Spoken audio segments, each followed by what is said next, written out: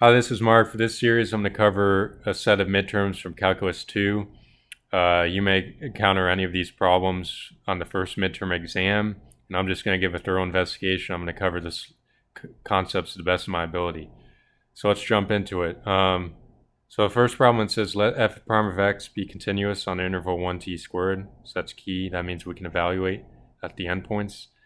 And then evaluate ln x, integral of ln x f prime of x dx, given f of e2 equals 5, and the integral of f of x over x dx equals 4. So the key information is what we're given is we want to relate this information and try to attain this integral. And we have to quantify this in some form. And if we're able to quantify it, we can solve the problem. So to start, so you start with your given information.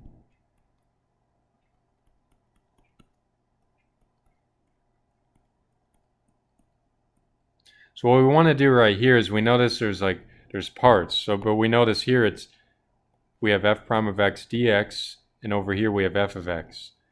So we know the derivative of f of x equals f prime of x dx. So we're going to actually use, for this case, we're going to use integration by parts.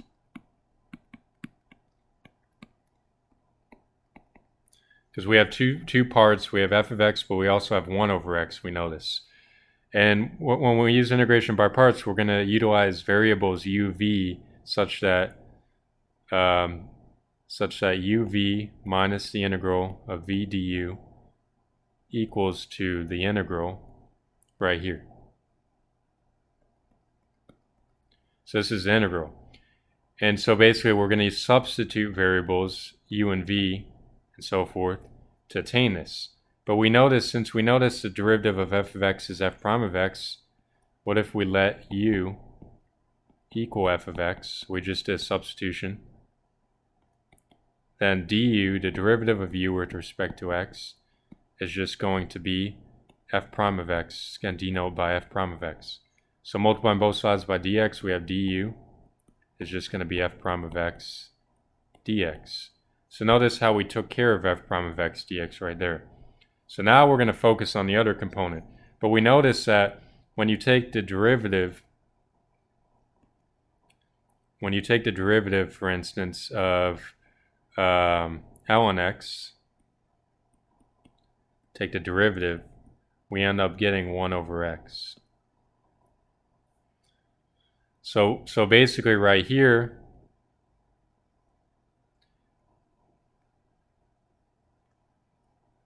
and then we go this direction. So right here, when we take a derivative, we go in the direction of a derivative. We end up with 1 over x. But when we integrate, we go back to the original form. So these are like inverted. So essentially, the derivative goes one direction, the integral goes the other direction, the opposite. So therefore, if we let dv equal to 1 over x dx, then v is just the integral of dv, which is the integral of 1 over x dx, which happens to be ln x. So there we have it. Now we have the other component, ln x. So if we put this together, we take uv minus the integral of v du, evaluated at 1e squared. So we evaluate this limit 1t squared. We end up getting, so this is equal to integral, we end up getting u is f of x, v is ln x, evaluated 1 to e squared, minus integral of 1 e squared. V was ln x, and we have f prime of x dx, and we have to set this equal to 4 because we have the given information. So we're going to take care of this component first. And if you notice the function ln x, when we draw it, we have x equals to 1. It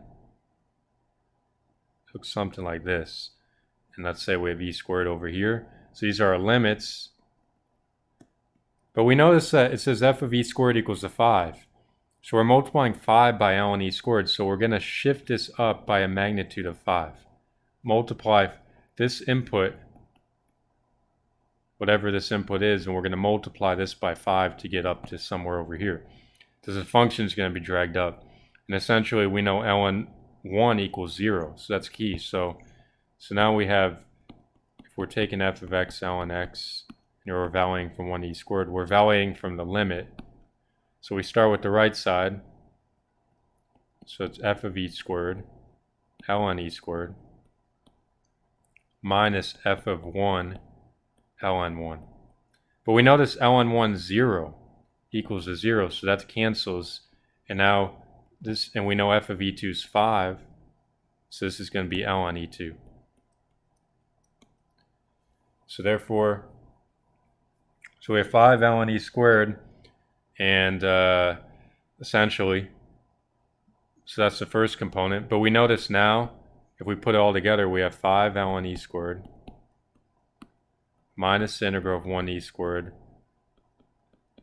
ln x f prime of x dx equals to 4.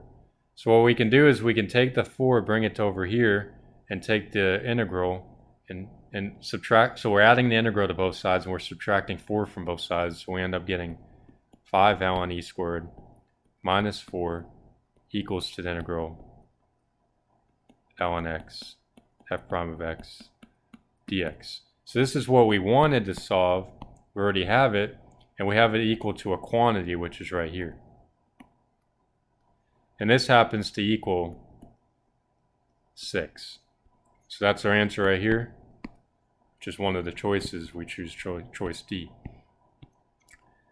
Okay, for the next problem, it says when computing the integral of tan to the negative 3/2 x secant 4x dx via u substitution, which one of the following integrals could result from the appropriate substitution? So what we want to do right here is we're going to use a trig identity. So the key trig identity is tan squared x plus 1 is secant squared x. So that's key information. And we notice with these forms, we notice a few things. We know that the derivative, if we take the derivative of, let's say, tan x, if we take a derivative, we know it's secant squared x. So that takes care of a square component, but there's a fourth. But we also know that tan squared x plus 1 is secant squared x. So we know that tan x prime times tan squared x plus 1 equals secant squared x times secant squared x. I put them together, and that's just secant 4x. So therefore, we have it all together. So what if now, if we let u be tan x, then du over dx is secant squared x. So therefore, we have du is secant squared x dx. So we took care of the secant squared x, or the dx, but we have another square. So therefore, if we add 1 plus, notice how this is tan squared x plus 1. So we know that tan squared x plus 1 is secant squared x. But that we know tan squared x equals to u squared, because that's tan x times tan x is u squared plus 1 equals secant squared x. So that takes care of the du times this. So the du times u squared plus 1 is secant 4x dx. So therefore that takes care of that. So the integral, we know of tan negative 3/2 x secant 4x dx happens to equal to u to the negative 3/2. Because when we take, this is just tan to the negative 3/2, so we're taking essentially u is this tan, so tan x to the negative 3/2 power, and then we're multiplying this by 1 plus u squared, which we solve like that's for equal to secant squared x. And then this is du, which is secant squared x, that's secant 4x, and we add the dx. So basically this is an equivalent form, because this whole thing right here takes care of secant 4x dx, and that's just tan to the negative 3/2 x. So this happens to be answer choice E. Okay, so next one, evaluate for an integral of 0 to pi 4. So we're taking this of x secant squared x dx. So this one is going to require substitution or integration by parts. Notice we have two components. We have x, but we also have secant squared x. So whenever you have components, we can try using integration by parts. So basically now we want to simplify it though. So we know the derivative of x is 1. So like now if we let u equal to x, then du over dx equals to 1. So therefore du equals to 1 dx, or just equal to dx. So that takes care of the, now we have the dx. We took care of the dx. So we have that, we can just substitute du for dx. And we took care of, so that's critical right there. And then we also have dv. So we notice that the if we take the integral of tan, or derivative of tan x is secant squared x. So basically, the key right here, we're using integration by parts, not substitution. So we're going to take uv minus integral of v du again. Of course, du we have a dx, so we can integrate in respect to x. So right here, remember that this is the derivative direction. But then if we integrate, we're back there. So if we let dv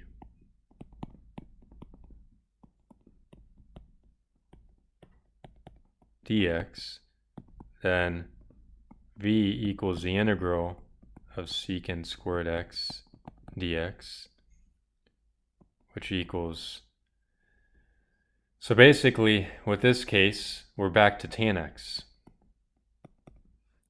So now we have our components. We have u, v, and we also have dv. So when we put together uv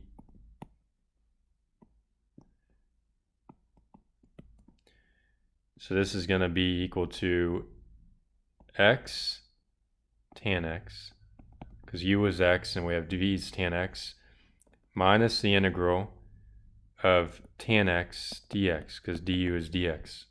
Okay, so the key right here now is we're evaluating. So we're evaluating at the limits. It's 0 to pi 4.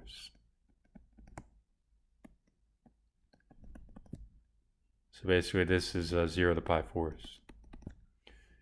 So right here, if we take x, so we start with x tan x from 0 to pi 4. So this is going to be equal to pi 4 tan pi 4. Okay, so whenever we construct a triangle, pi 4 is always going to be 45-degree angle. We end up having, if this is, or this is going to be 1, 1, and this is root 2. So if we take the, tan x is sine x over cosine x. And we know sine x, right here, we have sine x is y over r, so that's 1 over root 2. We have cosine x is 1 over root 2. So basically now we have 1 over root 2 divided by 1 over root 2. And then right here, it's this reciprocal, 1 over root 2 times root 2 over 1, which happens to be 1. So therefore, this is just going to be tan pi 4 is 1, so that's going to be pi 4.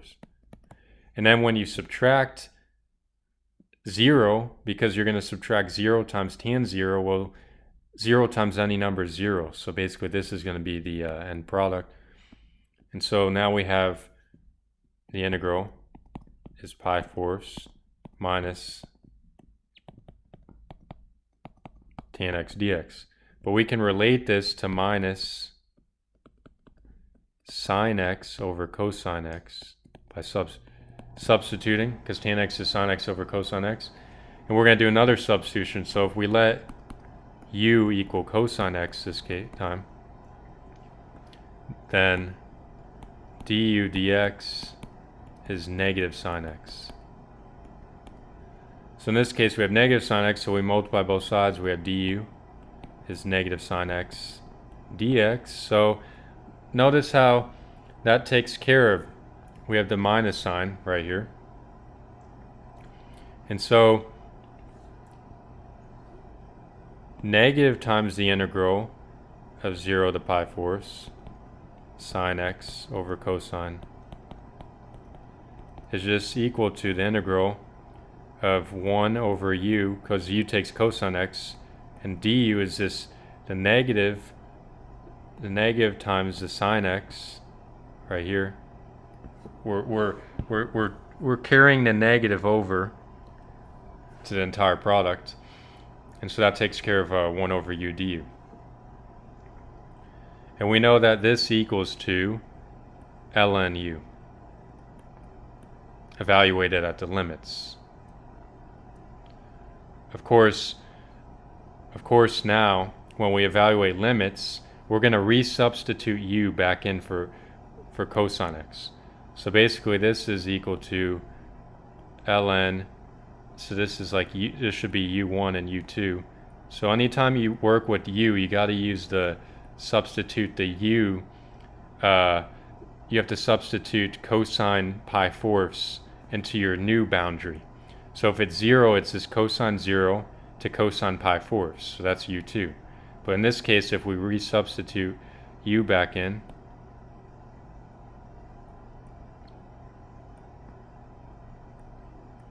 we can use our original endpoints. So basically now this is going to be ln cosine pi fourths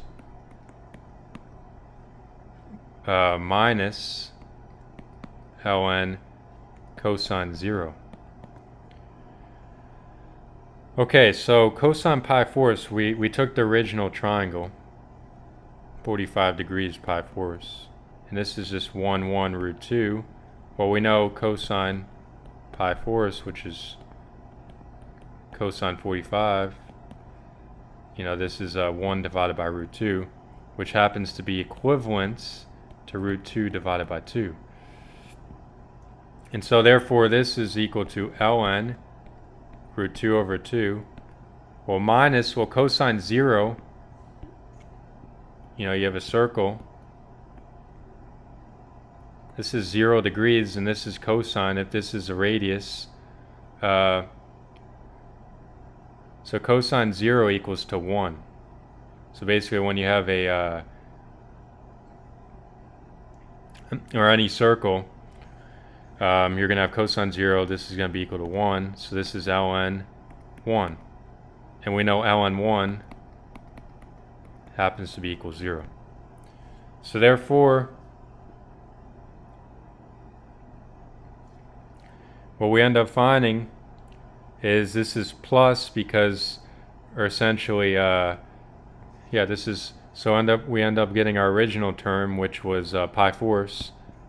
So the integral now becomes pi fourths plus ln root 2 over 2. So this would be pi fourths plus ln root 2 over 2. And of course the reason for the plus is the negative du took care of that negative placement. So that's key, is gotta be consistent with units as well. And then I'm just gonna stop right here. I'm gonna do 3 problems and for the series, and I believe this has 12 problems in total, so I'll cover 4 sets, and I hope you enjoy it.